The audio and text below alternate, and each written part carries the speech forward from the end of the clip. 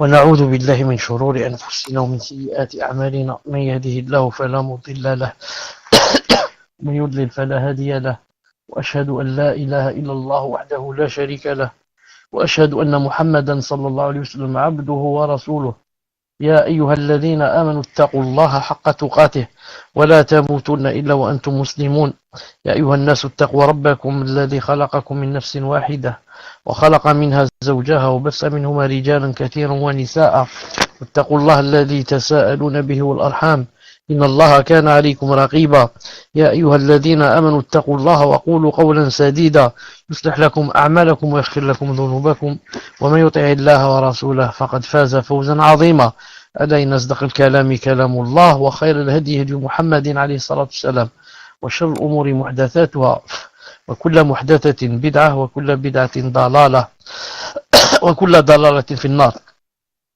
Nous sommes, Inch'Allah Ta'ala, samedi 9 Jumada Thani 1437 de l'Hégire, soit le 19 mars 2016, bi'idhnillah Ta'ala. Hayyakumullahu jami'an. Nous sommes dans les trois fondements, c'est le cours numéro 25. Cours numéro 25. Cheikh Mohammed Ibn Abdul Wahhab alayhi rahmatullahi ta'ala dit: la preuve au sujet de la prière, de l'aumône légal, c'est-à-dire zakat, et de l'explication du tawhid réside dans la parole d'Allah. وما أمروا إلا ليعبدوا الله مخلصين له الدين حنفاء ويقيموا الصلاة ويؤتوا الزكاة وذلك دين القيمة.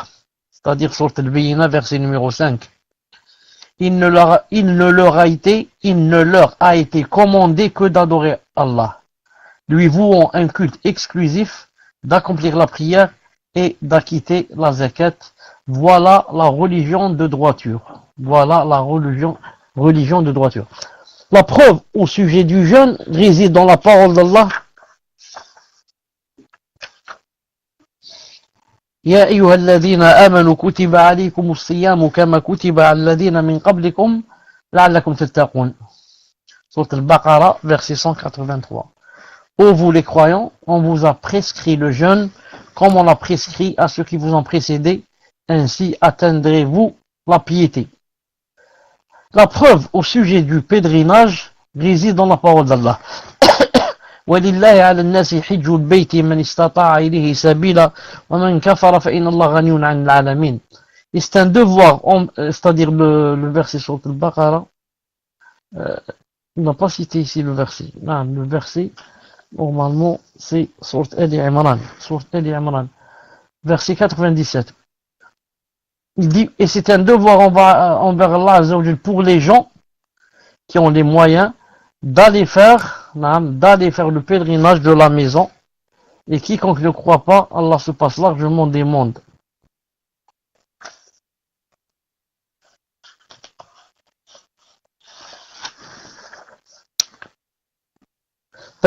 C'est cela, Inch'Allah Ta'ala, qu'on va expliquer, bi'idhnillah subhanahu wa ta'ala, aujourd'hui, Inch'Allah Ta'ala. Donc on revient à sa parole. La preuve au sujet de la prière, de l'aumône légal, zakat. Quand il a dit zakat, Cheikh Ibn Uthaymin dit, c'est-à-dire la preuve concernant le fait que la prière et la zakat font partie de la religion, réside dans la parole d'Allah Azza wa Jal. وما أمروا إلا ليعبدوا الله مخلصين له الدين حنفاء ويقيموا الصلاة ويؤتوا الزكاة وذلك دين القيمة. Il ne leur a été commandé que d'adorer Allah, lui vouant un culte exclusif, d'accomplir la prière et d'acquitter la zakat, et voilà la religion de droiture. Cheikh Ibn Uthaymin dit, ce verset est général et englobe toutes les formes d'adoration. Il est donc obligatoire pour tout individu d'être sincère envers Allah Azza wa Jal, d'être un pur monothéiste et de suivre sa législation. Ensuite, par rapport à ce verset, il ne leur a été commandé que d'adorer Allah, lui vouant un culte exclusif, d'accomplir la prière et d'acquitter la zakat. Cheikh Ibn Uthaymin dit, il s'agit ici de la conjonction d'un terme spécifique après un terme général. Ce qu'on appelle en arabe dhikrul khas ba'd al-'am. Il dit ici, en effet, accomplir la prière et s'acquitter de la zakat fait partie de l'adoration. Naam. Mais Allah Azza wa Jalla a expressément cité ces deux formes d'adoration en raison de l'importance toute particulière qu'elles revêtent. Ainsi, la prière est l'adoration du corps, alors que la zakat est l'adoration des biens. Ces deux adorations sont souvent citées conjointement dans le livre d'Allah subhanahu wa ta'ala. Lorsqu'il a dit en haut, il a dit, il s'agit ici, Cheikh Ibn Uthaymin, il s'agit ici de la conjonction d'un terme spécifique après un terme général, et moi j'ai dit en arabe, min bab dhikr al-khas ba'd al-'am. Qu'est-ce que ça veut dire ça?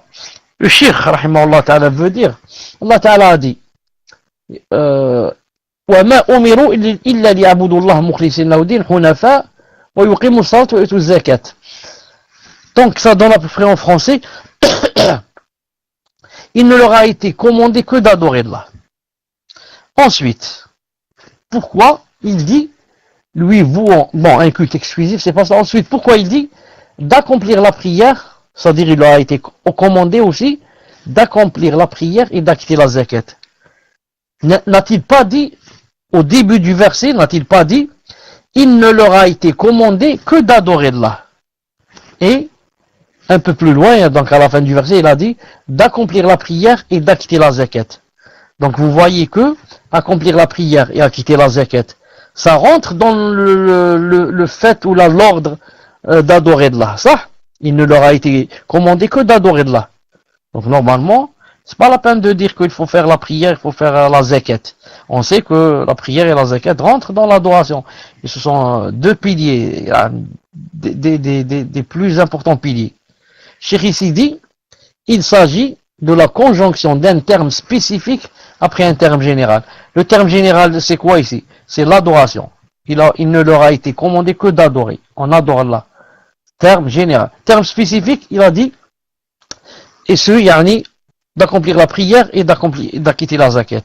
Les savants disent, il y a beaucoup de ce genre, yani, de cette formule. Yani, citer un terme spécifique après un terme général. Et au contraire, citer un terme général après un terme spécifique. Pour notre cas ici, citer spécifique, le spécifique après le général, les savants disent, car ça revêt, car le spécifique qu'on veut citer, ça revêt une grande importance. Naam. Allah Ta'ala a dit, il ne leur a été demandé que d'adorer Allah.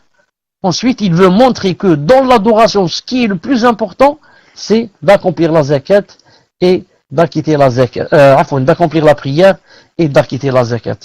C'est pour ça que cette formule, qui est citer un terme spécifique après un terme général, son but c'est quoi? C'est montrer, yani, comme on dit en arabe, yani, لأهمية يعني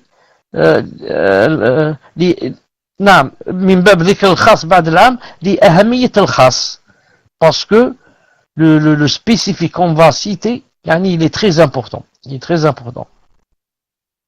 Non. C'est comme je te dis par exemple, je te fais des wasiyas, je te dis par exemple, il faut,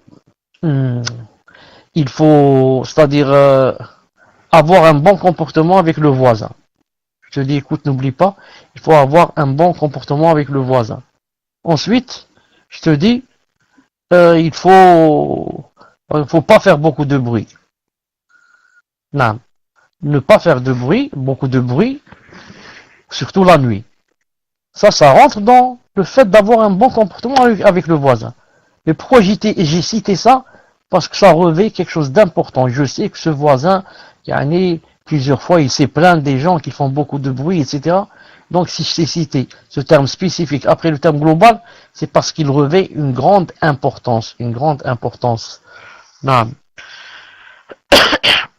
Et si vous voulez un exemple de cela, dans le Coran, il y a beaucoup de versets dans le Coran et dans la Sunna. Regardez le verset où Allah subhanahu wa ta'ala a dit قل من كان عدوا لله وملائكته ورسله وجبريل وميكال في ورش وميكائيل فإن الله عدو للكافرين. Sauf pour que vous voyez bien la hor, donnez-moi une seconde. je vais afficher le verset, c'est mieux. Le chercher, l'afficher, pour que vous lisiez avec moi et vous compreniez davantage. Une seconde. قل من كان عدوا لله bon عدوا لله عدوا je vais écrire عدوا لله عدوا لله ça recherche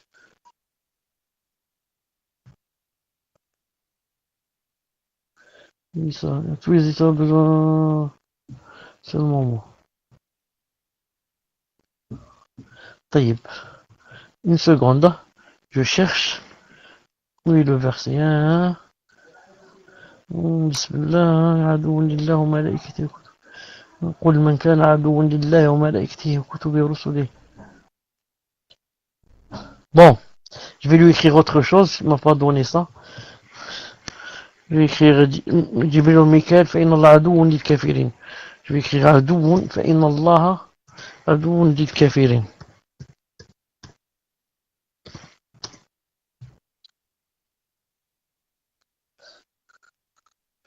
طيب une seconde.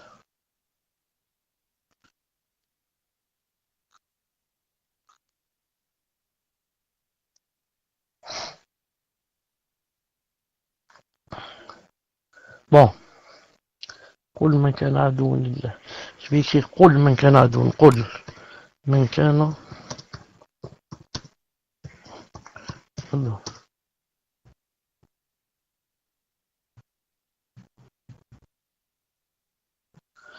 طيب. Donc j'ai pas trouvé parce que la façon de chercher, il cherche pas comme d'habitude.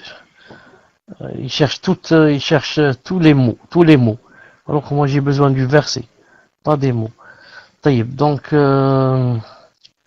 attendez si je peux changer autre chose.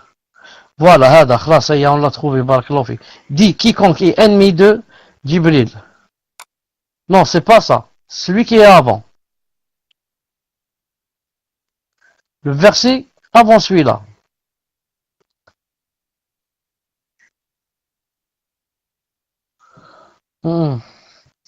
قل من كان عدوا لله وملائكته ورسله وجبريل وميكال فإن الله عدو للكافرين. Ce verset. قل من كان عدوا لله. Voilà, هذا. أحسنت. 98, donc celui d'après. Donc celui avec moi. Dit, celui qui est ennemi d'Allah, de ses anges, de ses messagers, de Jibril et de Mikaël, Allah est certainement un ennemi pour les négateurs. Regardez ici, il y a la règle, c'est-à-dire dhikr al-khas ba'd al-'am. Qu'est-ce qu'il y a ici? Il y a ici le terme général qui est quoi? Ses anges. Dit, celui qui est ennemi d'Allah et de ses anges. Ensuite, il y a un terme spécifique. Il a dit quoi? De Jibril et de Mikaël. Ce sont des anges. Allah Ta'ala aurait pu ne pas citer. Dit celui qui est ennemi d'Allah, de ses anges et de ses messagers, Allah est certainement un ennemi pour les négateurs. Mais ici, non. Il a rajouté Mikaël, Jibril et Mikaël. Pourquoi? Terme spécifique cité après un terme général qui est les anges. Pour dire quoi? On a dit si on cite le spécifique, ça veut dire que pour son grande importance. Ici, c'est quoi la grande importance? Parce que Jibril et Mikaël,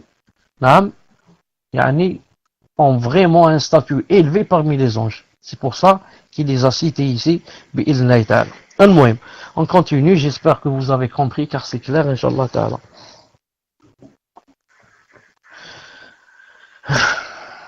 Même quand le prophète dit par exemple Al-Hajju Arafat ou bien Arafat, c'est la même chose. Al-Hajju Arafat, ça Arafat, ça rentre dans le Hajj ou ça rentre pas? Ça rentre pas. Ah, pourquoi il le cite? Alors que tout le monde sait que Arafat, le fait de se tenir debout, Arafat, ça rentre dans le Hajj. Mais il dit le Hajj Arafat, terme spécifique après général. Il veut te montrer que Arafat, c'est une chose très importante dans le Hajj. Et attention que vous ratez Arafat. Non. Il dit, voilà la religion de droiture. Cheikh Ibn Uthaymin dit, voilà, ce pronom démonstratif désigne le culte exclusif d'Allah, l'accomplissement de la prière et l'acquittement de la zakat. voilà la religion de droiture. C'est-à-dire, voilà, si vous faites ce que j'ai dit ici, c'est-à-dire, il ne leur a été commandé que d'adorer Allah, lui, vous, un culte exclusif, d'accomplir la prière et d'acquitter la zakat, et ce qui va venir, voilà vraiment, yani, la religion de droiture. C'est ça la religion de droiture, c'est ça. S'il n'y a pas ça, donc vous n'êtes pas sur la religion de droiture. De droiture, c'est-à-dire la religion, dit Cheikh Ibn Uthaymin, rahimahullah, du culte droit, qui ne comporte aucune sinuosité, car c'est la religion d'Allah, Azzawajal. Or, la religion d'Allah est droite, comme le dit Allah Azzawajal, وَأَنَّ هَذَا صِرَاطِ مُسْتَقِيمًا فَاتَّبِعُوهُ وَلَا تَتَّبِعُوا السُّبُلَ فَتَفَرَّقَ بِكُمْ عَنْ سَبِيلِهِ. Al-An'am 153. Et voilà mon chemin dans toute sa rectitude. Suivez-le donc, et ne suivez pas les sentiers qui vous écartent de sa voie. Et voilà mon chemin dans toute sa rectitude. Suivez-le donc, et ne suivez pas les sentiers qui vous écartent de sa voie. Cheikh Ibn Uthaymin rahimahullah ta'ala dit, ce noble verset, en plus de citer l'adoration et la prière, cite la réalité du tawhid, qui consiste à vouer un culte exclusif à Allah Azzawajal, sans jamais pencher vers le polythéisme. Quiconque donc ne voue pas un culte exclusif à Allah, ou voue son adoration à autre qu'Allah, n'est pas un monothéiste. Deux choses. Quiconque ne voue pas un culte exclusif à Allah, c'est-à-dire, il adore Allah subhanahu wa ta'ala, certes, mais adore avec lui d'autres choses. Il adore ça, Allah subhanahu wa ta'ala, il prie, il jeûne, et il fait la salat, il donne la zakat, il jeûne et il va au hajj. Mais, en même temps, si il n'a pas d'enfant, il va à la tombe et il demande à celui qui est mort, il lui dit, ya sidi flan, ou bien donnez-moi des enfants, ou bien faites-moi des doigts, ou là, demandez à Allah qu'il me donne, ou là, des choses comme ça. Donc ça, c'est vraiment grave. C'est vraiment grave. C'est pour ça il dit, ou bien il dit, quiconque ne voue pas un culte exclusif à Allah, ou bien voue son adoration à autre qu'Allah. Ou bien il y en a qui carrément, il n'adore pas Allah, mais adore autre chose. Carrément, il adore un arbre ou une statue. Celui-là n'est pas un monothéiste. Ensuite, la preuve au sujet du jeûne réside dans la parole d'Allah. Cheikh Ibn Uthaymin dit, c'est-à-dire la preuve au sujet de son obligation réside dans la parole d'Allah. Ya ayyuhalladhina amanu kutiba alaykumus siyamu kama kutiba alladhina min qablikum la'allakum tattaqun. Al-Baqarah 183. Ô vous les croyants, on vous a prescrit le jeûne comme on l'a prescrit à ceux qui vous ont précédés. Ainsi atteindrez-vous la piété. La piété. Naam. Cheikh Ibn Uthaymin dit, rahimahullah ta'ala, la parole d'Allah, comme on l'a prescrit à ceux qui vous ont précédés, contient plusieurs enseignements. Naam, remarquez avec moi, ô vous les croyants. D'abord, il a dit, ô vous les croyants. Ensuite, il va nous ordonner de faire une chose. Naam. Pourquoi il a commencé par ô vous les croyants? Naam. Il n'a pas dit ô vous les hommes. Naam. Et même pas ô vous les musulmans. Les croyants, c'est être croyant, c'est plus haut qu'être musulman. Comme dans le hadith de Jibril, vous connaissez. Il y a Islam, Iman, Ihsan. D'ailleurs, ô vous les croyants, donc quand il dit ô vous les croyants, ça veut dire, si vous dites que vous êtes croyant, donc, votre croyance implique que vous fassiez quoi? Ce que je vais vous dire. Donc, on vous a prescrit le jeûne. Donc, il y a un mois à jeûner. Et avant cela, ô vous les croyants. Maintenant, si tu n'es pas croyant, tu n'es pas concerné. C'est pour ça que je vais te dire, il faut jeûner. Tu dis, ça, c'est pas pour moi, c'est pour les musulmans. Ou alors tu vas dire, c'est pour ceux qui pratiquent. Moi, je pratique pas. Donc, toi, tu n'es pas concerné. Ô vous les croyants, on vous a prescrit le jeûne. Tu ne cesses de dire, je suis croyant. alors sache que maintenant il y a le jeûne. Il a dit, comme on l'a prescrit à ceux qui vous ont précédé. Allah Ta'ala aurait pu ne pas ajouter cette ayah. Et dire seulement, vous les croyants, on vous a prescrit le jeûne. Ainsi atteindrez-vous la piété. Il aurait pu ne pas citer comme on l'a prescrit à ceux qui vous ont précédé. Maintenant, pourquoi il a dit comme on vous l'a prescrit à ceux qui vous ont précédé? Comme on l'a prescrit à ceux qui vous ont précédé. Cheikh Ibn Uthaymin va montrer pourquoi. Il a dit premièrement, l'importance du jeûne. On trouve dans ce verset l'importance du jeûne, car Allah l'a rendu obligatoire aux communautés précédentes. Ce qui indique l'amour qu'Allah Azza wa Jal éprouve pour cette adoration qu'il a imposée à toutes les communautés. Donc maintenant, quand il a cité l'ayah, comme on l'a prescrit à ceux qui vous ont précédé, on a compris deux choses. Premièrement, ce n'est pas seulement prescrit pour moi, mais ceux qui m'ont précédé, Allah Ta'ala leur a aussi prescrit le jeûne. Donc ça me donne quoi? Ça me donne un apaisement du cœur et une force dans le cœur. Alhamdoulilah, il y a des millions de gens qui sont passés avant moi et qui faisaient le jeûne. Donc, c'est pas, donc ça prouve aussi que c'est facile. Sinon, comment les autres ont pu le faire et moi je peux pas. Premièrement. Et deuxièmement, ça prouve aussi que, Allah Azza wa Jal aime cette adoration. C'est pour ça qu'il l'a quoi? Qu'il a imposé à toutes les communautés. Une seconde.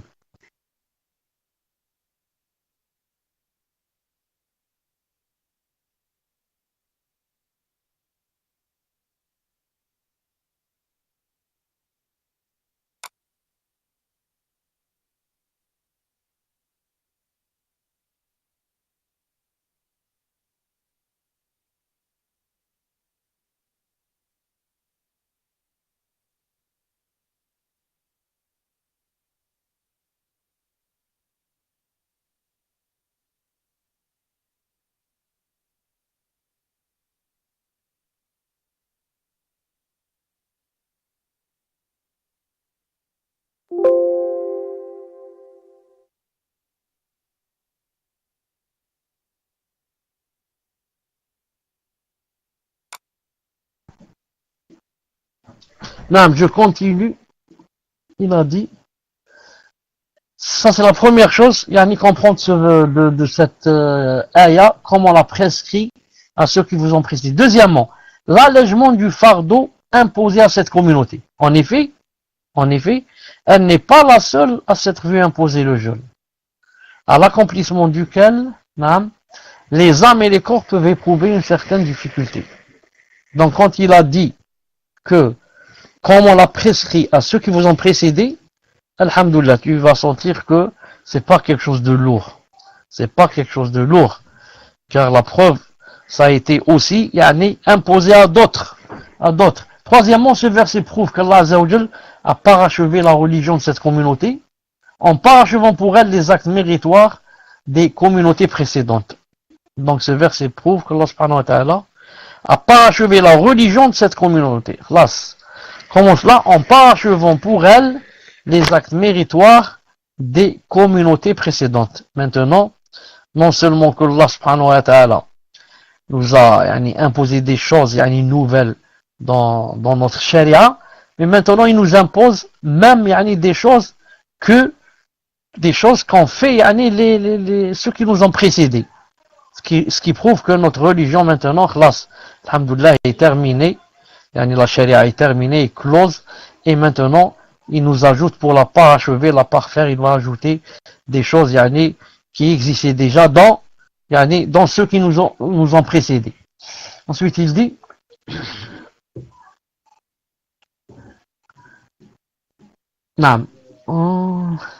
Cheikh Ibn Uthaymin dit, Allah Azza wa Jal a clarifié dans ce verset, le verset 2, ô vous les croyants, on vous a prescrit le jeûne comme on l'a prescrit à ceux qui vous ont précédé, ainsi atteindrez-vous la piété. Cheikh Ibn Uthaymin dit, rahimahullah, Allah Azza wa Jal a clarifié dans ce verset la sagesse du jeûne. La sagesse du jeûne. À savoir, lorsqu'il a dit, ainsi atteindrez-vous la piété. Ainsi atteindrez-vous la piété. C'est-à-dire, peut-être atteindrez-vous la crainte d'Allah Azza wa Jal grâce à votre jeûne et grâce aux caractéristiques de piété qu'implique cette adoration.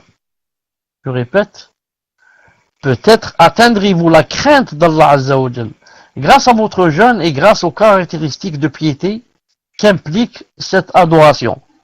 Naam. Car cette adoration a une spécificité, subhanallah al-azim, quand la personne est jeune, ça fortifie sa foi et sa crainte d'Allah subhanahu wa ta'ala. Tu es tout seul toute la journée.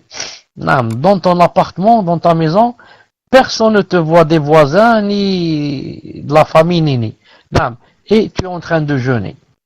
Tu délaisses le fait de ne pas manger cette chose que j'aime, et ne pas boire cette chose que j'aime, jusqu'à ce que le soleil se couche. Je fais tout cela pour Allah subhanahu wa ta'ala. Allah subhanahu wa ta'ala n'a pas besoin de notre faim. Est-ce que Allah ta'ala a besoin de notre faim et il veut nous torturer? Non. Mais il veut de nous qu'on atteigne la piété. Et que, quand on jeûne aussi, on apprend à ce qu'on soit pas, on soit pas sous l'emprise, des aliments à dos. On peut s'en passer. On se contrôle et on peut s'en passer. Je peux rester un mois toute la journée sans manger. Je ne suis pas un animal qui doit manger chaque fois qu'il veut. Il y a des moments où je peux ne pas manger, je me contrôle. Deuxièmement, c'est pour penser à ceux qui ne mangent pas. Quand tu as des contractions dans le ventre, dis-toi, subhanallah al-azim, moi c'est une fois par an. Qu'en est-il? Il y en a qui passent des journées comme ça. Et puis s'il n'y en a pas maintenant, qu'en est-il par rapport au prophète alayhi salam, qui a vécu la plupart du temps comme ça? Le sahaba qui accrochait, qui mettait des cailloux, des cailloux, enfin un grand caillou comme ça, contre le ventre et il l'attachait. Il l'attachait toute la journée. Pourquoi? Car quand on mange pas, on a un creux dans le ventre. Et ce creux, quand vraiment on reste peut-être 2 jours sans manger, vraiment, il commence à faire mal.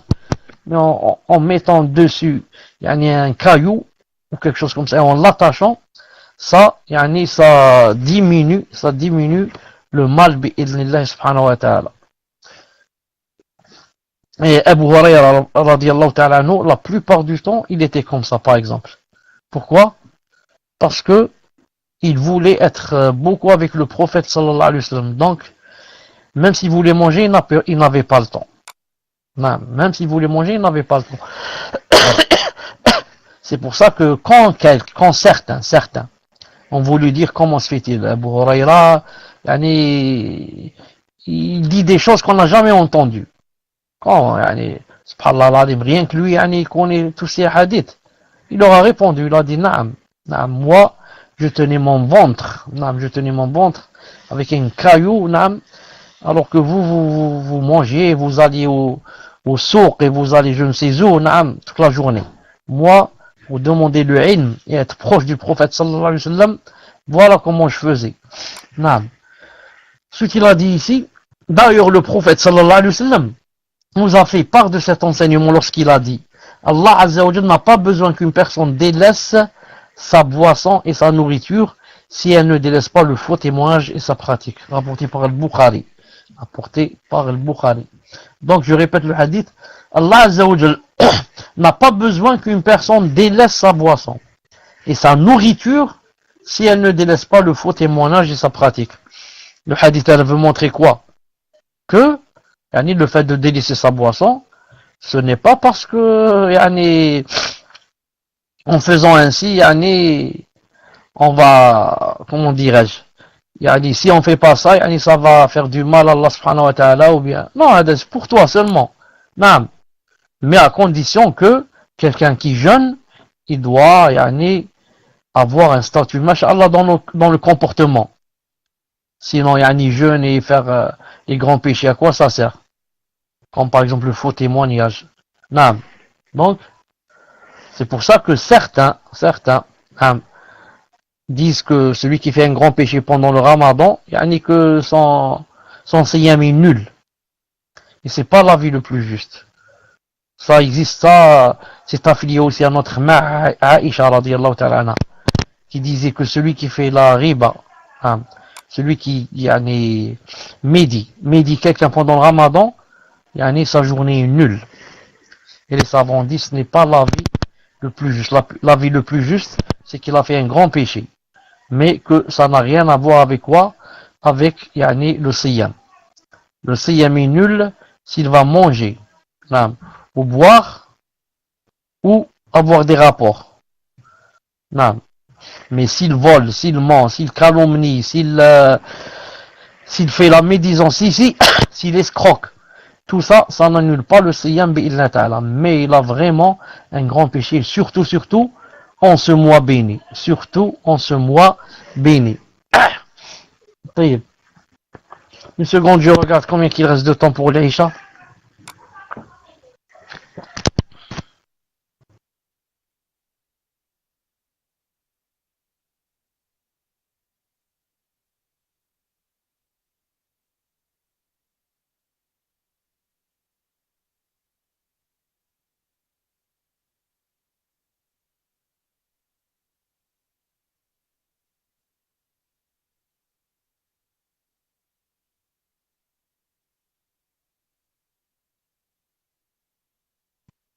Salam alaikum, vous m'entendez? Alhamdulillah. Il reste 8 minutes. On continue, Inch'Allah Ta'ala. Il a dit, la preuve au sujet du pèlerinage réside dans la parole d'Allah. وَلِلَّهِ عَلَى النَّاسِ حِجُّ الْبَيْتِ مَنِ اسْتَطَاعَ إِلَيْهِ سَبِيلًا وَمَنْ كَفَرَ فَإِنَّ اللَّهَ غَنِيٌّ عَنِ الْعَالَمِينَ. Et c'est un devoir envers Allah Azza wa Jal pour les gens qui en ont les moyens d'aller faire le pèlerinage de la maison. Et quiconque ne croit pas, Allah se passe largement des mondes. Allah se passe largement des mondes. Il dit ici, il dit, Cheikh Ibn Uthaymin rahmallahu ta'ala dit, Cheikh Ibn Uthaymin dit, lorsque Cheikh Mohammed ibn Abd Wahhab rahmallahu a dit la preuve au sujet du pèlerinage, Cheikh Ibn Uthaymin dit, c'est-à-dire la preuve au sujet de son obligation. Ça réside dans le verset, dans la parole d'Allah, وَلِلَّهِ عَلَى النَّاسِ حِجُّ الْبَيْتِ, et fi wash only حَجُّ الْبَيْتِ avec fatha, حَجُّ الْبَيْتِ مَنِ اسْتَطَاعَ إِلَيْهِ سَبِيلًا. Et c'est un devoir envers Allah pour les gens qui en ont les moyens d'aller faire le pèlerinage de la maison, et quiconque ne croit pas, Allah se passe largement des mondes.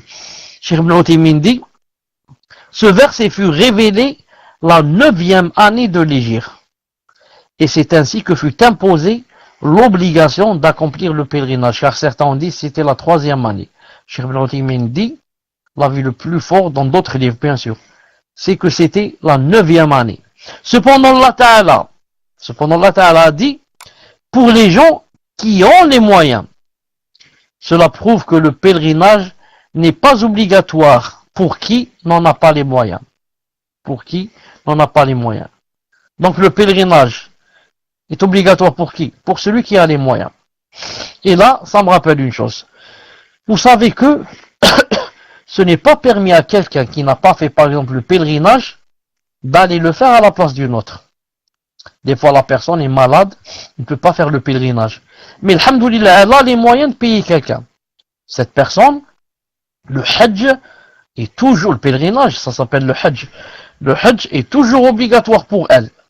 Mais obligatoire avec quoi? Avec son argent. Elle paye quelqu'un pour aller le faire à sa place. Cette personne qui doit aller faire le hajj à la place d'une autre, il y a une condition pour elle. C'est quoi? La condition, c'est que il faut que elle d'abord, elle ait fait le hajj. Il faut qu'elle ait fait le hajj pour elle-même. Ensuite, elle peut le faire pour une autre personne. Toi, tu n'as pas fait la chose qui était obligatoire, tu vas faire une chose obligatoire pour une autre personne. Vous avez compris la hikmah? Et aussi à cause du prophète et du hadith du prophète sallallahu alayhi wa sallam, qu'il a vu quelqu'un tourner autour de la Mecque, qui a dit Allahumma labbayka an shubruma. Allah Ta'ala, quand on fait le hajj, vous savez, on dit labbayka an pour X et Y, on cite. Non. Il a entendu citer pour shubruma. Mais quand c'est pour moi normalement, je ne cite pas le nom d'une personne. Je dis Allahumma labbayka matan umra, labbayka hajjan. Mais celui-là a dit shubruma. Shubruma, c'est un prénom. Le professeur m'a entendu dire Men Shubruma. Dans une version, il a dit c'est mon frère. Dans une autre version, il a dit c'est quelqu'un de la famille. Il n'y a pas de contradiction, car son frère, c'est quelqu'un de la famille. المهم. Il lui a dit هل حججت حجة عن نفسك هل حججت عن نفسك je crois. Il lui a dit est-ce que tu as fait le hajj pour toi?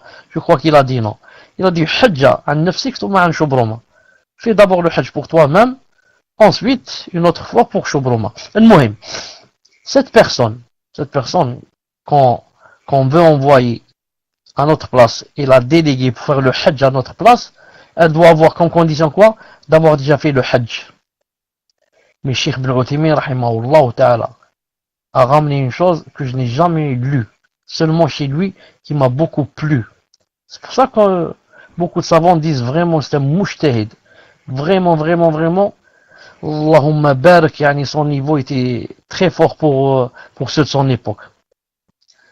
Il a dit la condition, le fait de ne pas pouvoir aller faire le hajj à la place d'une autre jusqu'à ce qu'on le fasse, il a dit ceci, c'est pour qui? C'est pour celui qui a les moyens.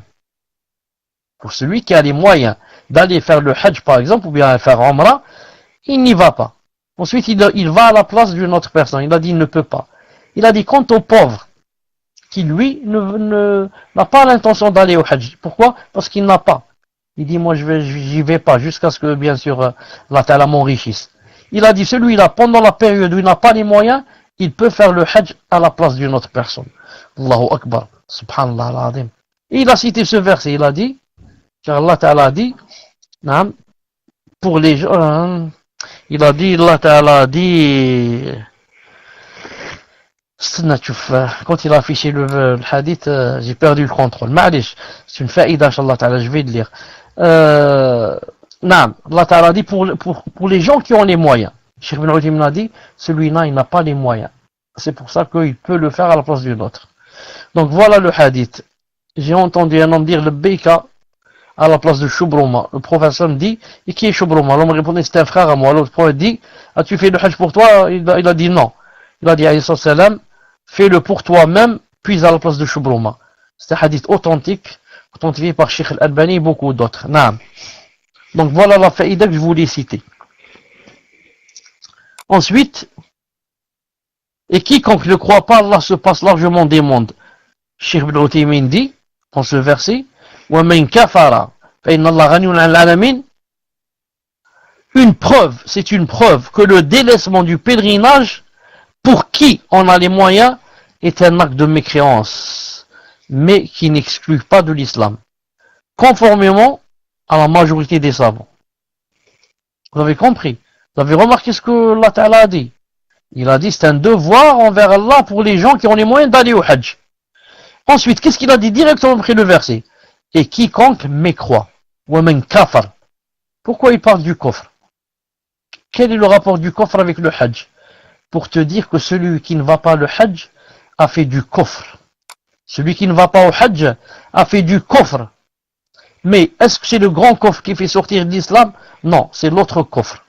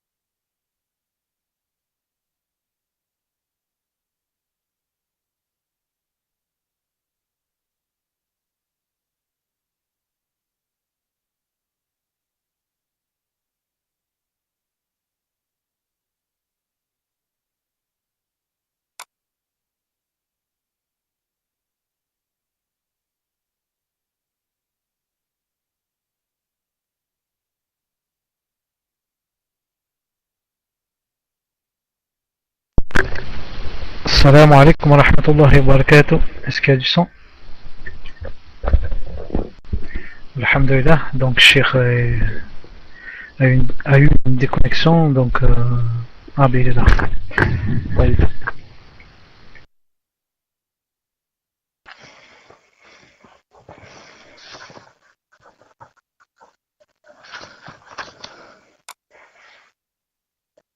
Salam alaikum, vous m'entendez? Alhamdoulilah, il y a eu un problème de connexion. Malish. Vous avez compris que j'ai fait comprendre, Inch'Allah Ta'ala, que Allah Ta'ala a cité, voilà, kufr, il a cité le verbe kufr, faqad kafara, pour montrer qu'il a fait un grand péché et pas des moindres, comme on dit. Pour celui qui a les moyens d'aller au Hajj et n'y va pas. Et n'y va pas. Quelle est la preuve que c'est un petit kufr? Quelqu'un va dire non, peut-être il est sorti de l'islam. Car Allah Ta'ala a dit, man kafar. Cheikh Ibn Uthaymin cite juste après, il a dit, en effet, Abdullah ibn Shaqiq, ici ils se sont trompés dans le livre. Ils ont écrit ibn Shafiq, alors que c'est Shaqiq, a dit, mis à part le délaissement de la prière, les compagnons du prophète islam ne considéraient aucun délaissement d'acte comme de la mécréance. Rapporté par Tirmidhi.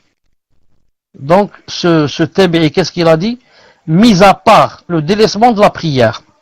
Les compagnons du prophète ne considéraient aucun délaissement d'acte comme de la mécréance. Et ici, ça ne parle pas de prière, mais ça parle de hajj. Donc, ce n'est pas considéré comme acte de mécréance, c'est-à-dire une mécréance qui fait sortir de l'islam.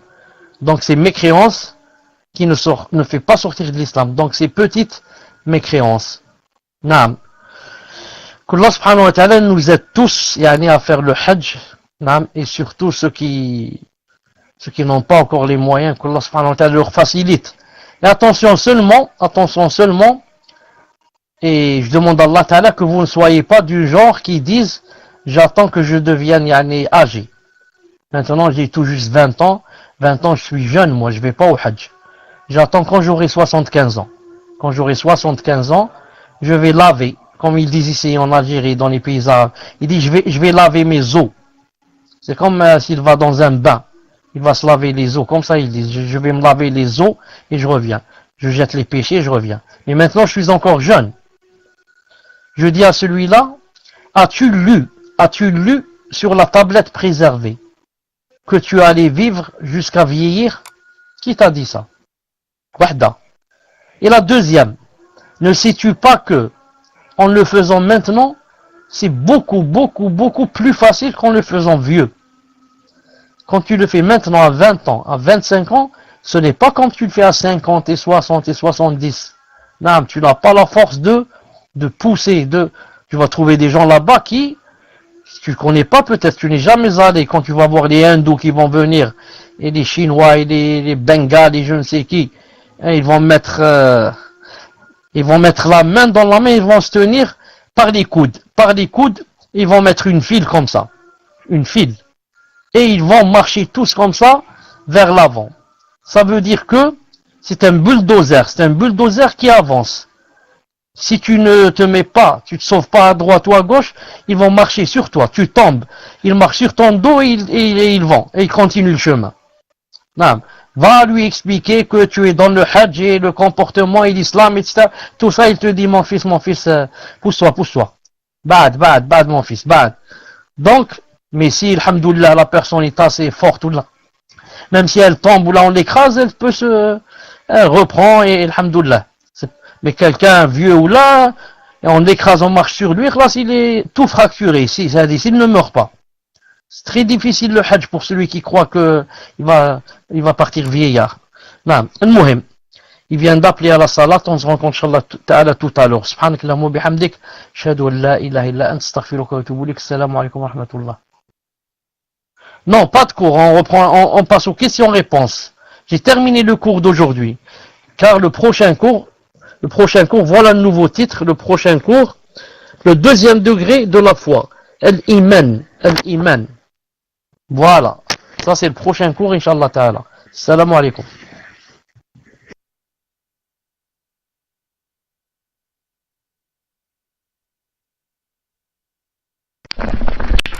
Wa alaykum salam wa rahmatullahi wa barakatuh. Barakallahu fikum, Cheikh. pour ce cours. Donc pour ce qui est de la récupération des questions, sur Bailux, les personnes qui souhaitent poser une question sur le cours ou bien un ancien cours peuvent lever la main. Je viendrai récupérer les questions, Inch'Allah, d'ici 10 minutes, un quart d'heure. Donc voilà, la fonction est active pour les mains levées sur Bailux. Et sur Paltalk, par contre, ce soir, sur Paltalk, ça change. Pour ce soir, ça change. Les personnes qui ont levé la main, je viendrai les voir en privé. Et en fait, leurs questions devraient être envoyées par mail. Vu la difficulté qu'il y a en ce moment sur Paltalk pour recevoir les questions, donc les personnes en PV recevront une adresse mail et ils devront envoyer leurs questions, bien sûr sur le cours ou un ancien cours, à cette adresse avec leur pseudo. Surtout n'oubliez pas de mettre votre pseudo. Inch'Allah, barakallahu fikum. J'espère que j'ai été clair, Inch'Allah. Si vous avez des difficultés, les admins sont là pour vous aider. Barakallahu fikum.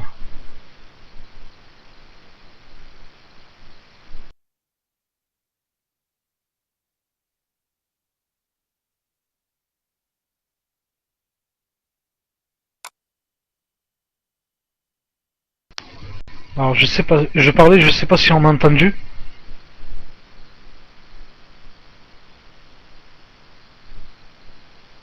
Alhamdulillah, barakallahu fikum.